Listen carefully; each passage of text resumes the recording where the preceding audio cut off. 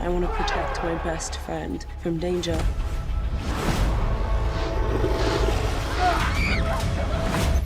And I want a life to call my own. I wanted to say thank you to the both of you because you've created one of my favorite shows of all time, which is Kyle's Wife.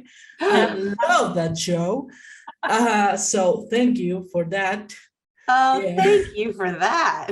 Yeah. Great. I am also a huge Vampire Diaries fan. I read the books and then I went all in for the show and the whole universe you created. So that's one of the first things I wanted to ask you is what was your relationship with the source material before working on Vampire Academy, and how much of the books are we going to see on the show? Oh, well, okay, I'll dive in. Julie has given me that. As we've said before, we met. You're bringing up Kyle XY. That's how we met. And so at the end of whatever season 1 or 2, I don't remember, but we were like, oh man, we've just got to go to the beach. We need some time at the beach. It was one of the old days, 22 episodes or whatever it was. And we went to the beach and we ended up like reading a lot of books. We're big readers. And we read those books. We read all the Vampire Diaries or Vampire Academy's books at that time. And I didn't even remember that I'd read them all. I thought I'd only read the first book and liked it. Coming back to now, when Julie was like, I'm going to do it. You want to do it with me? I was like, oh, I should read the books. And I realized I had plowed through all of those books back in the day.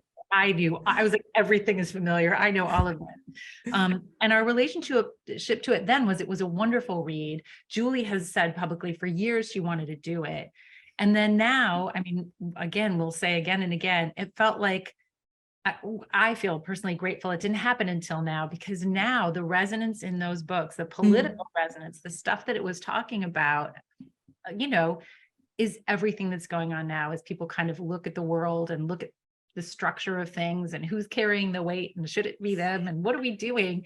So all of that is questions we're all asking ourselves now. And then you get, as we talk about palace intrigue and love and monsters and battles and loyalties and all the things that we love anyway, no matter what era it is.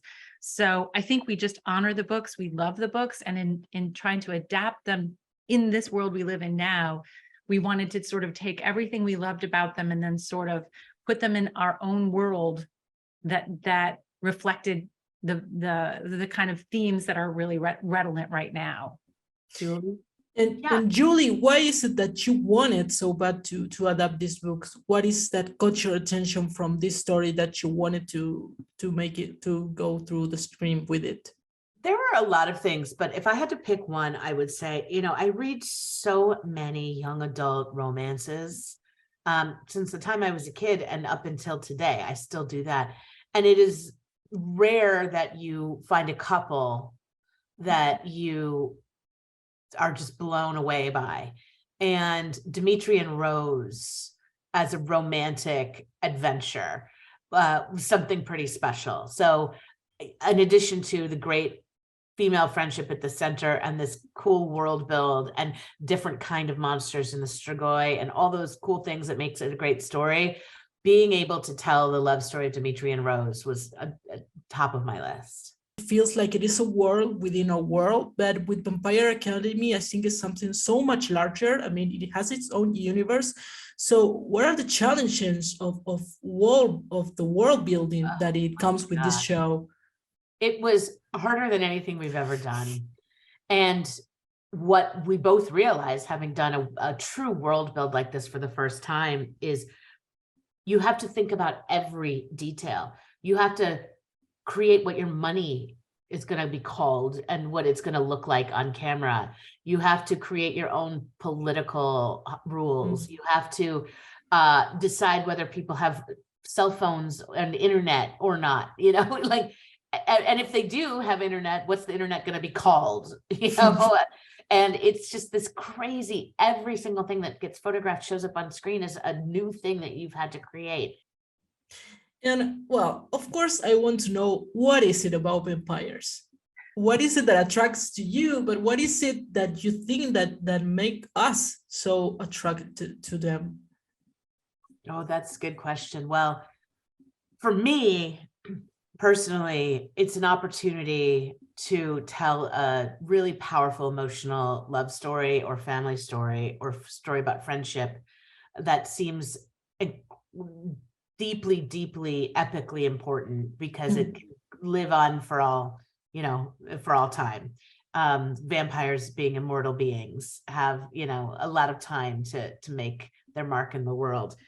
I think that people like the vampire because it represents something that is both inherently deeply sexualized, but also incredibly lonely, because again, what is the point of wandering this earth forever if you wander it alone? And I think that without even recognizing the pathos of the vampire, a lot of audiences are actually responding to that, even if they don't even know that consciously.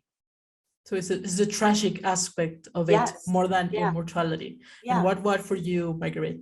Well, it's interesting because in this show, the Moroi vampires live a natural life. They die. They live a life longer than an average human would, but they die, which I think is interesting too. So they're closer to what a human life would be. To me, genre is a way to kind of, any genre, vampires or any other sci-fi, any of it, feels like a way to get at things in a non-threatening way. You get at a theme in a way that somebody watches, and it's not you're not in Colorado or Madrid or wherever. You're just in some other world that makes you maybe reconsider your opinions about things. You see things in a fresh way, and you might actually reevaluate what you think about one thing or another. So it's a way to kind of ask questions in a non-threatening way and present ideas and present, surprise yourself. You can surprise yourself by seeing something in a sci-fi setting or a genre setting that you find acceptable. And in real life, you might be like, oh, wait a minute. So why do I in real life think this? Like, to me, it's just a wonderful way to tell stories and in a non-threatening, wonderful, open-minded way. She's my family. I would die for her.